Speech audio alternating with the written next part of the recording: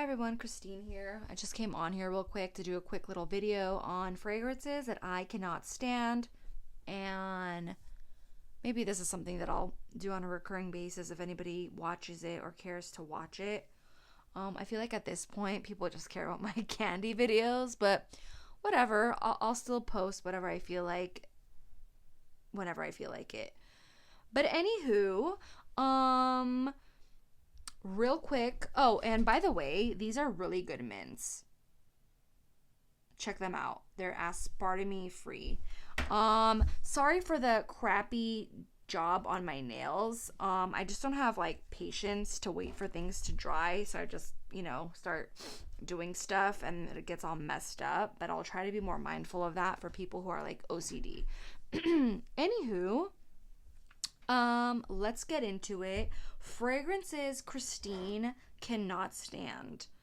Okay, so Madagascar Vanilla by Nest. It's a fragrance oil. I can't really deal with it or tolerate this because it's too tropical feely for me, and I just don't like it because out of a vanilla I expect it to be gourmand.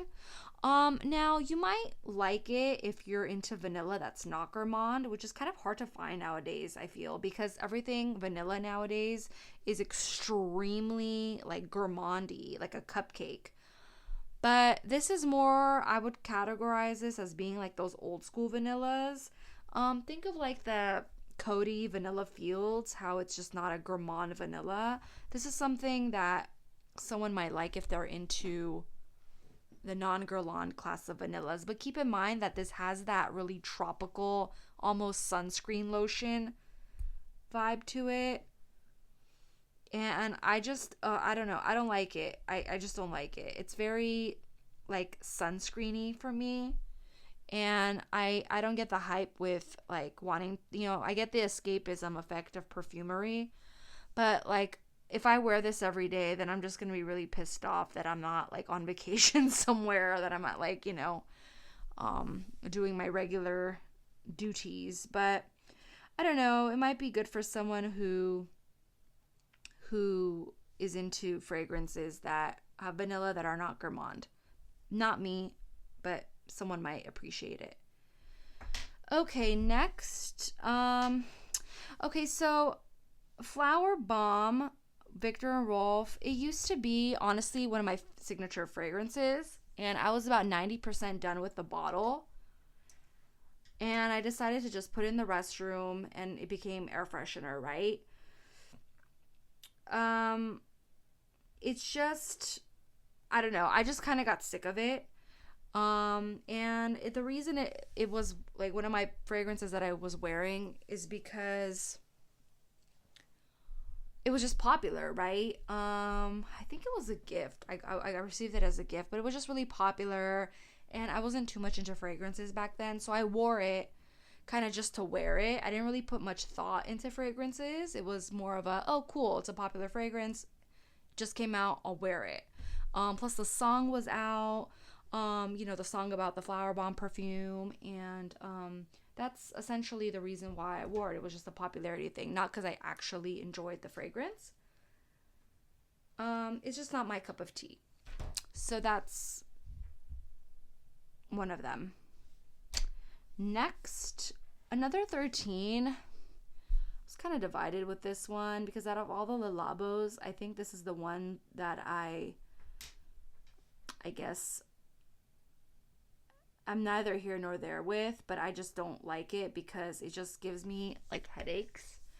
But it does kind of remind me, when I first smelled it, it reminded me of like a hipster store, kind of like it reminded me of like something from Hollister or Abercrombie, or like maybe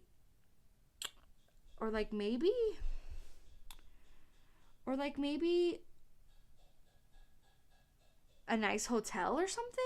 I don't know, but it's just too like synthetic-y for me, and it gives me like a weird let me smell it again. Gives me like a really weird headache. I don't know. I'm not into it. Not my thing. And it's like, I don't know. It's not well like to me. It's not really. It's kind of clunky. It's not really well blended. if that makes sense. So that's why I'm just not a fan of it. Anywho, same with this Rose 31. I don't like it. It's just too loud and it gives me headaches. But personally, like, if when I smell it off of people, it smells good, but I don't like it on me. Okay, I don't like Queen of Silk. I just find that it's too difficult. I get that it's like considered opulent and stuff, but it's just not wearable. I don't even know where I would wear this, honestly. Yeah, it has this really harsh, I think this has oud in it, but it has like a weird harshness to it, even though it's supposed to be opulent and like for a night out. It just has this really strange thing they did with the oud that's like sweet, but it's like sweet oud, but I just don't like it. Someone else might like it. Good for them. I don't. No for me. Okay, Cowgirl Grass. Oh God, by Dia Sandurga. I don't like it. I don't think it's worth the price point or anything. Let's try it on here.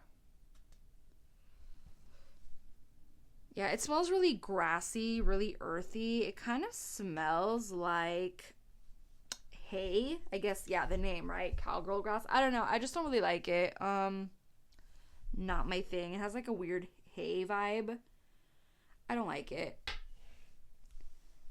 And this one, I just don't like it at all. It's called Layla Lou by Rosie Jane. Not my cup of tea at all. It's just too, and I don't like this tester bottle. Like, what year are we in? I remember like these tester bottles being so big in the 90s, but I don't know. Whatever. Let's just smell it again to revisit why I hate it. Oh. Yeah. It's really, really rosy, but not in a nice way. It's just like it's like a big rose dump, but not in a nice way.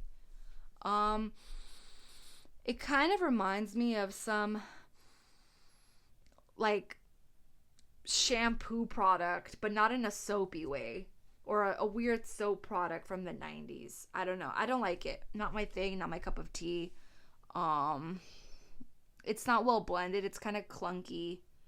It's like taking rose extract and just like dumping it on you. That's kind of what it smells like. So yeah, all in all, no.